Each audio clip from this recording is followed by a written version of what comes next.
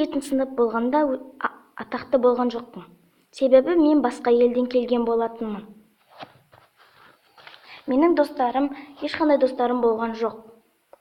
Бір күні мен бір қызды жолықтырдым. «Ей, сәлем, сен ағылшынсың ба?» деді. «Я», дедім. Мен онымен жақсы дос болдым. Ол маған бұлай деді: «Мен саған өз достарыммен таныстырайын ба?» «Я», дедім. Ол мені достарына апарды да және таныстырды. Олар Эми мен Николас. Біз нағыз достар болып кеттік. 3 жыл өтті. Мен Эмимен дос болдым. Оның мен ойлағандай қыз болып шыққан жоқ. Ол зұлым болды. Және ол мені мазақтайтын, семіз деп. Мен үйге барып жыладым. Тамақта жеген жоқпын. Ол Николас екеумізді күнде мазақтады.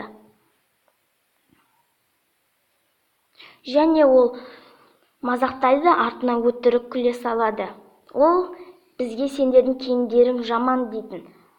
Анам менімен кешкісін сөйлесті. Және менің тым қатты арықтап кеткенімді байқап қойды. Және мені дәрігерге көрсетті. Менің денсаулығым жақсы екенін айтты. Келесі күні Эмиге барып, сен жақсы дос емес екеніңді айттым.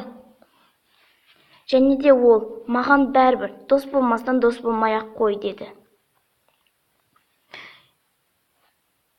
Және ол мені дуалап тастаған секілді. Мен Эмиге барып, мәңгілік достығымызды үзейік дедім. Ол маған бәрібір, кетсең кете бер, деді.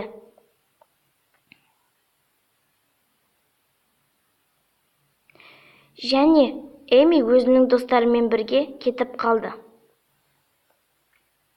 Біз Николас екеуміз қалдық.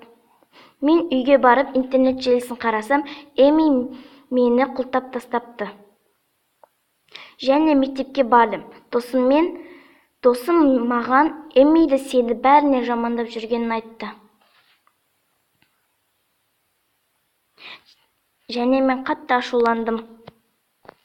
Менің достарым өте көп.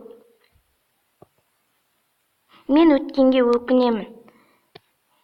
Себебі Эмимен өткізген әр күніміз өте керемет болатын.